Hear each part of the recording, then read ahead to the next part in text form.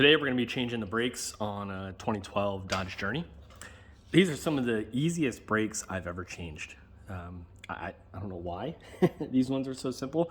Some kudos to the engineers that did this one, but pretty simple. Just a couple of tools you need. I'm going to be using an air impact wrench. You do not need to use air. You can just use a lug nut wrench and a regular old socket set. But since I've got the air, I'm going to do it. But let me show you how simple this is going to be. So I'm going to move the camera to about somewhere right about here for now. And I'll try to do some lighting for you here. But essentially we're going to need a couple different things. You're going to need a 14mm socket. That'll be for when we actually do the brakes. You'll need a 14mm wrench as well as the 14mm socket. And then to take off the lug nuts, you're going to need a 19mm for taking off the lug nuts on the tire. And you're going to need a big C-clamp to actually drive the piston back in. So let's first take the tire off.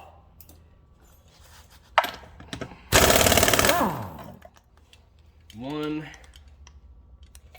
and because that's what always happens,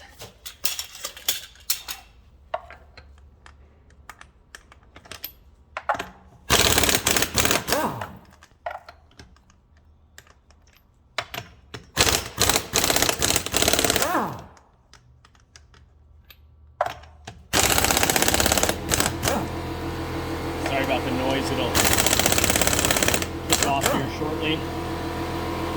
I have a larger air compressor, but it's not working at the moment.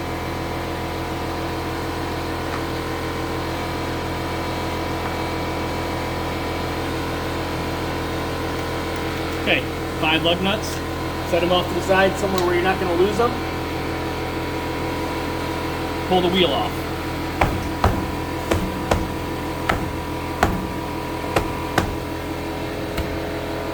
Maybe pull the wheel off.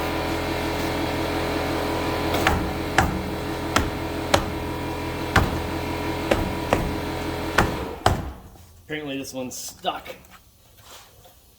So there's a trick to that.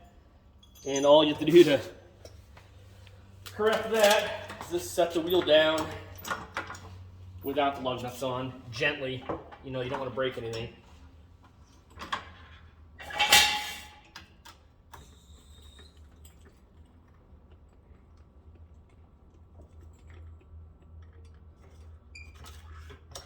It'll break right off. It'll come loose here in a second.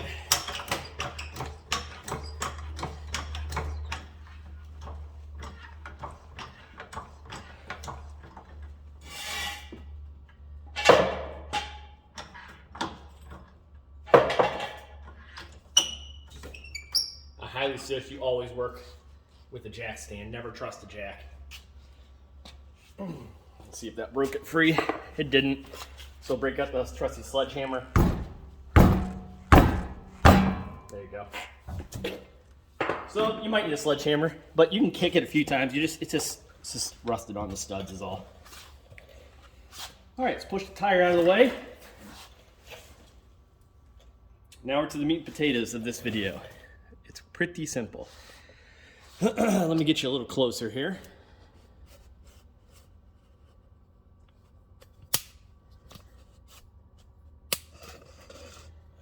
And try to make sure we get some light in here for you all.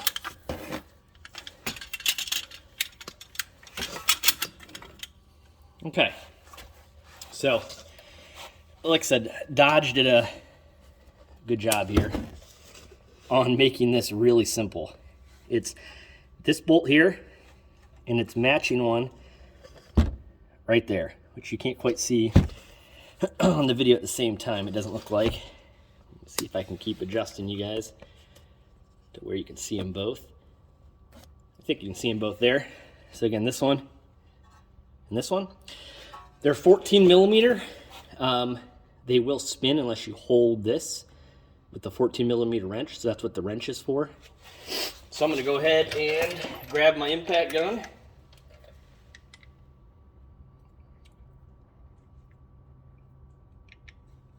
The 14mm socket on it.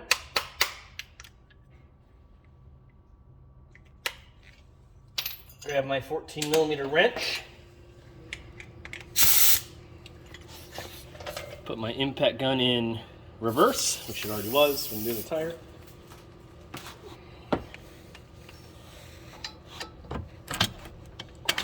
Put it right onto the one like that, and just hold it, and came right out. So that's one bolt. I'm gonna do the lower one now, the same way. Again, put the wrench on it to make sure it doesn't spin. And that's the second bolt. 2 bolts, that's it to take the brake pads off. Now, you might just be able to work this off like I can. If you're struggling with this, you can use a wrench and pry right in here, or a pry bar or a screwdriver, but honestly mine just came right loose, just like that. Take your caliper and set it up on top of your disc out of the way. And there you can see our problem. Our other side was really bad. This side doesn't look as bad, but I'm gonna pull the pads off here, and this one still had a little bit of life on it. And the same thing with the inner pad, actually still had some life on it as well. Again, if you're struggling with getting these pads off, you can take a screwdriver and put it right in the slot, pry them out. Grab a screwdriver here, pry bar to show you. Again, just put them in here and be gentle because you don't want to mar up the surface of your rotor, but you can just pry them gently and it'll come out. Like that. So again, here was our inner pad. Still a little bit of life on those, but the other side was grinding, so we're going to replace them. So let me bring you back out a little bit here, and hopefully get the full picture. And there you can see what I mean when I say set this on top. Turn that a little bit. I just set the caliper right on top of everything out of the way. Do be careful, there is an ABS sensor right here. You don't want to break that off, but it's be pretty difficult to do, but I'm sure it's not impossible.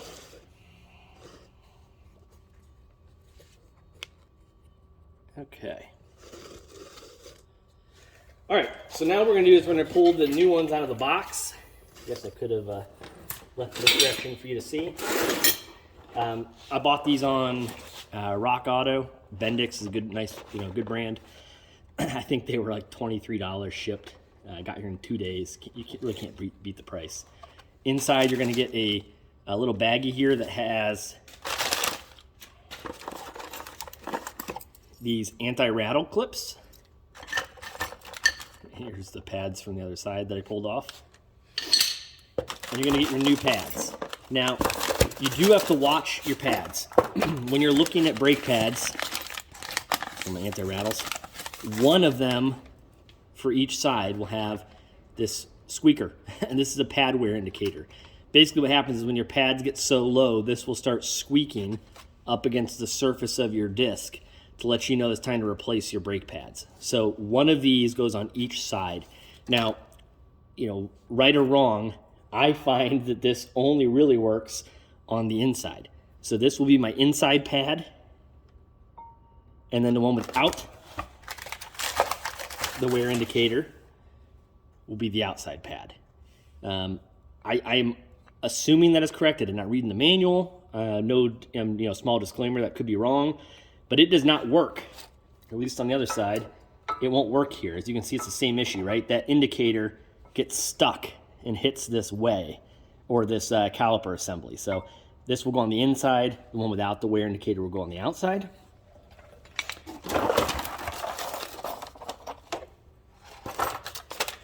We're gonna pull out all the old anti-rattle clips. They should just pop right out if they're still there. A lot of times those pop out on their own.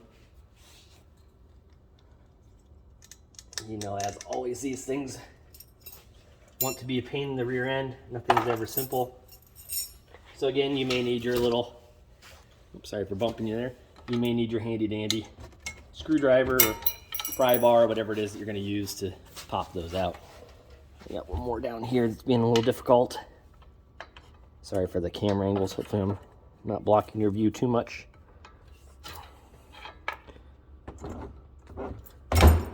Okay. So with the old anti-rattle clips out, now I've got our new anti-rattle clips. Now this is another thing that's a little fishy. There are different directions that these face. So if you look at these ones both go one direction, as you can see. But these ones go the other direction. So one's going to be inner, one's going to be outer. They should go in very easily. What I noticed when I just did the other side is this taller side went towards the rotor. So that means that this one would be on the bottom on that side. And it should just click right in very easily. If you have to force it, you've got the wrong side. That one went right in. This one here, see how the taller side? It would not go here. It just doesn't go in easily there. What it would go in, with the taller side being towards the disc, would be on the top on this side.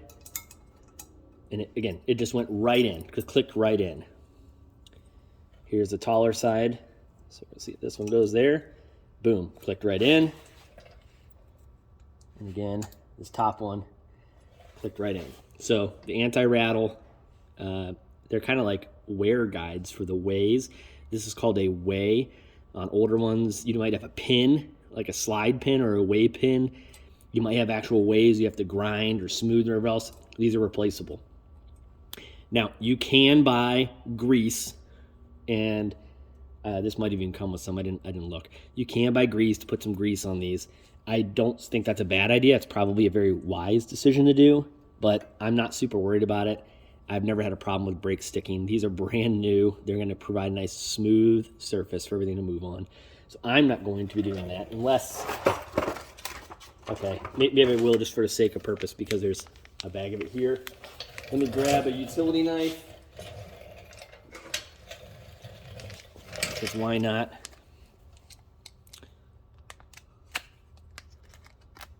Cut the corner off.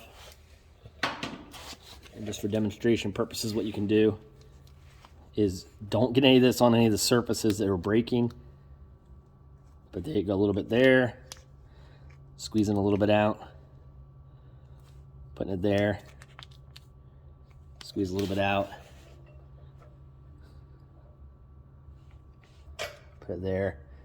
And the last one can go right there. Okay.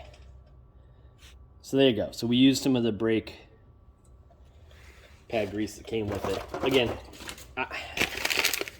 the old timers will say it's probably necessary. The new people say it's necessary. It's not necessary. It's probably a smart choice to do, though, especially if it comes with your brake pads. So do it if you can. It's probably worth it. Okay, now we're going to put the brakes on. So as you can see, we're halfway done. We've already done everything apart. We've got started to put new parts back in already. This is an insanely easy brake job. We're about 13 or 14 minutes in, and I'm doing this live so you can tell it's not terribly difficult. Okay, again, the one without the wear indicator is going to go on the inside. I like to do the bottom one first just because I can kind of click it in, but I kind of just push it in into the groove, maybe sometimes turn in there and spin. And once you get in there, you should be able to roll it over. Try to zoom in. Once it's in the bottom one, like that, then roll it a little bit and get it forced down in, and it should just slide right into the top one, just like that. And push it up against the disc, and that's it. Hopefully you saw that. I'll do it one more time, see if I can adjust the camera a little bit better for you all. Again, I'll pull it out. I like to do the bottom one first. See why I think the grease is kind of a wasted idea. It's not like it's all over the place here. I'm sure it does. Again, it does a good job. But we're going to put it in there. And sometimes if you put it in a little sideways like this, it'll sit down in, and then you can twist it to make sure that it's seated, but it also opens up the sides a little bit. And once you do that, so once it's in the bottom one like that, it should just slide right into this top one just like that. It's that simple. Again, slide it up against the caliper, or I'm sorry, up against the rotor, and you're done. So that's the outside one. Then we're going to do the inside one. Again, wear indicator goes on the inside, at least on this Dodge, at least from what I could tell, because it would not work on the outside one. So that makes it pretty simple. Make sure your orientation is correct. My arms may get in the way on this one. I'm going to do the same thing. I'm going to set it in the bottom one, twist,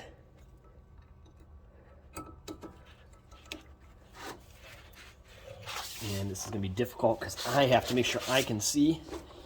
Let's see if we can spin you around a little bit here. Oh.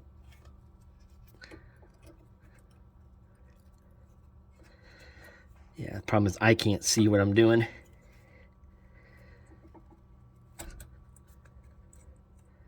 All right, hold on. So you can see here this bottom clip. Maybe you can see that. This nut had popped out. Okay. Try this again. Give ourselves a little more light here without having the flashlight be in your guys' way too much. I think that looks pretty good. You can actually see really well now. So again, I'm going to put the bottom one in first. Do a little twisting action. Should line up the top one. Just slide right in. Okay, so this bottom one is not in all the way. Actually, I can tell now by looking at it. So I don't know why it's not going in all the way. Sometimes it's nice to have a little hammer.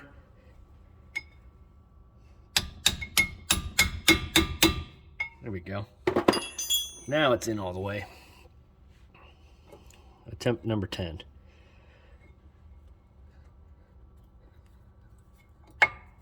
Okay, that one is definitely in correctly. Not sure why we're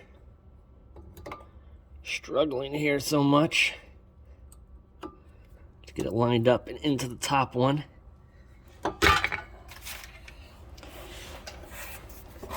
It's always one you can't see well, which is the problem. Okay, I know that's up all the way.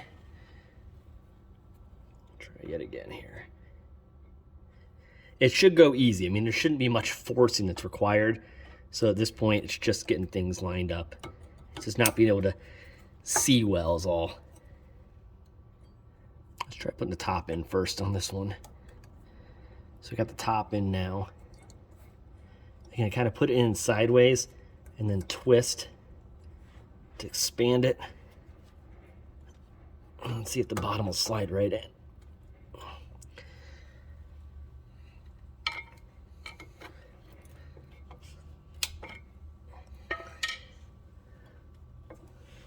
There it goes. Okay, so this one I did the top one first and the bottom one slid in.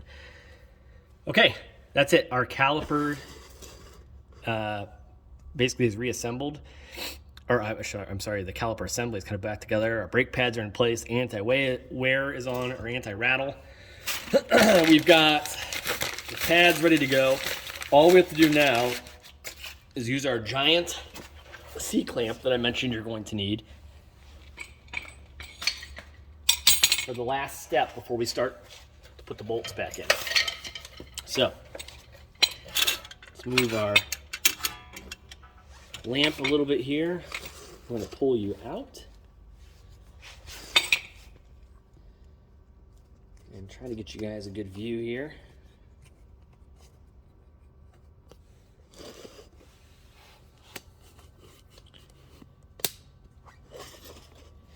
Okay.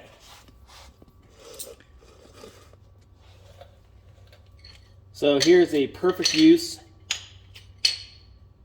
for that brake pad, that old brake pad that you just had. Again, just be careful. You don't want to drop this or break off this line or anything of the sort. That would be a whole bunch of bad day. But rotate it around like this. And, use the disc to your advantage. You got like a free workbench there. I'll tip you down a little bit. There you go. Take your old brake pad and just set it on there as if it was doing its job. Take your C-clamp,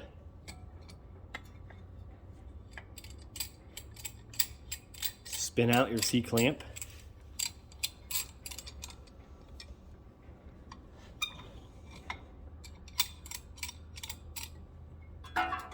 Now again, being very careful not to break anything off that's on the back side here, any of these fill points or anything else. Get your C-clamp organized like this.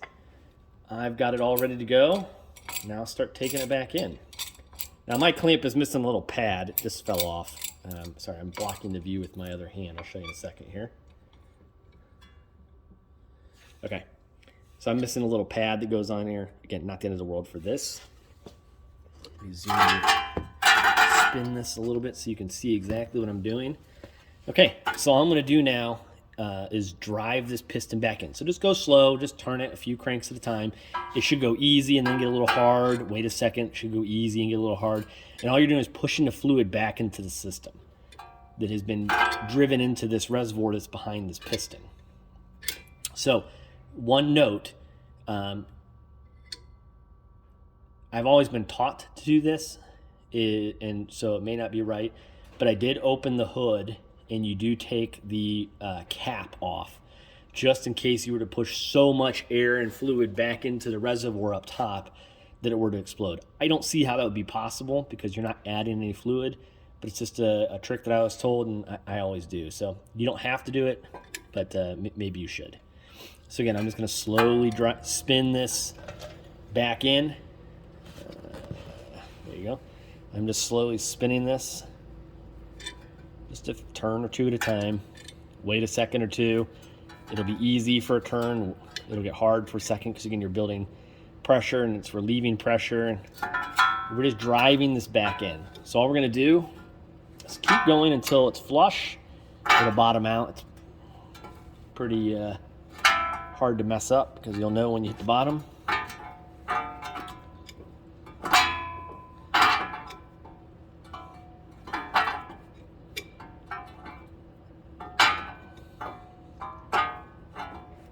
Okay, and that is it, because it doesn't turn anymore. So we bottomed this out, so now we're just going to remove the C-clamp, like so.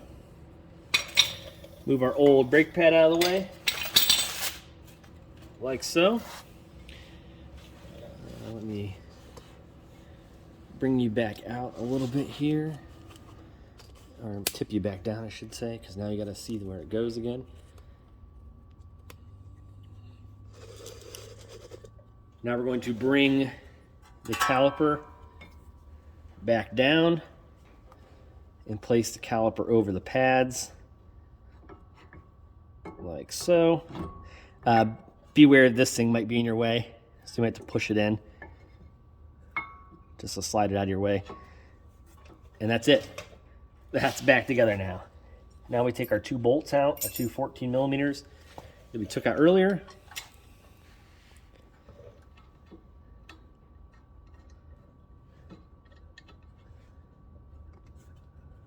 We have to finagle them around to get them the holes lined up again.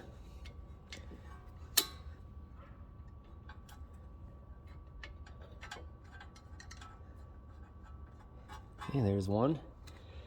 I always like to just take them in as far as you can, finger tight. Why not? Do our bottom one down here.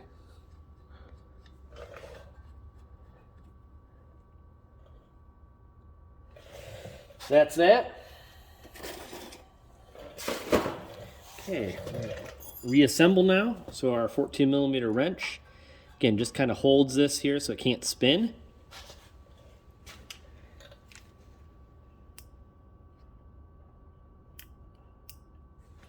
And then we'll put our, again, if you don't have an impact gun, that's fine. Tighten this back up. That's one.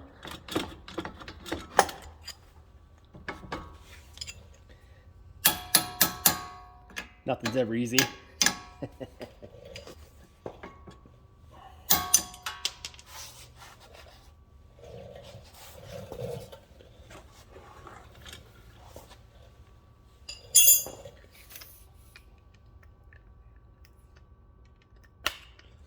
We'll do our lower one, which again, I'm sorry if I kind of get in the camera's way here as I'm doing this one. It's hard to do. Again, same thing. Put the wrench on it to hold it still.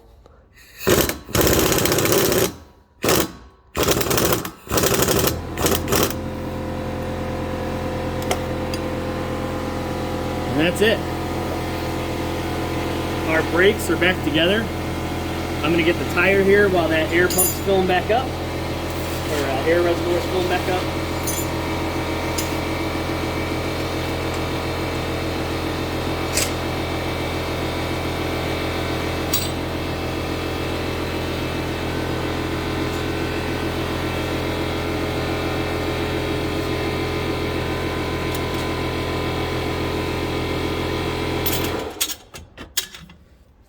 All right. Let's pull you away a little bit here so you can see this process again.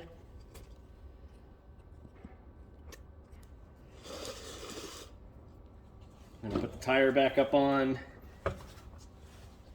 the lugs, like so. Pretty easy there.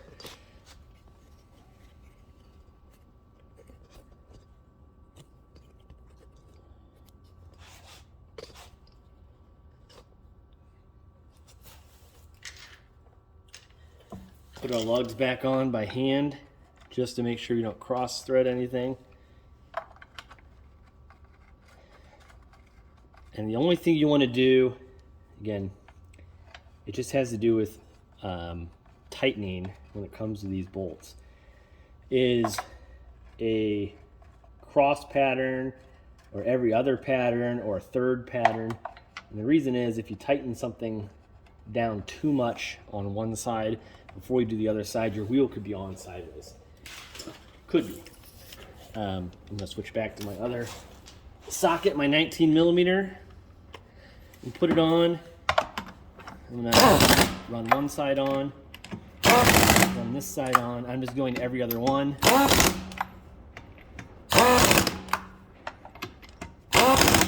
Okay, now they're on and it's relatively tight.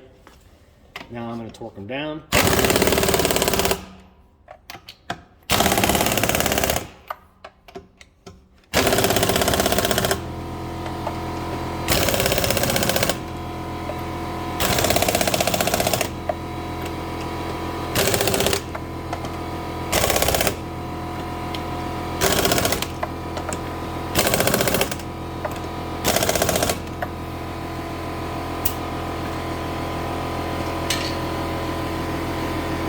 Okay.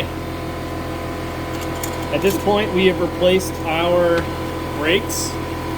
Give that a second here, it'll shut off.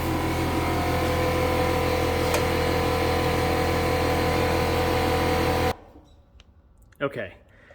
And just like that, we're done. So, it took about 30 minutes. I was doing a lot of talking and a lot of explaining. But you can see that a brake job is not complicated. It's not difficult. It's very simple. It doesn't take that much time. I hope this video really helps you out.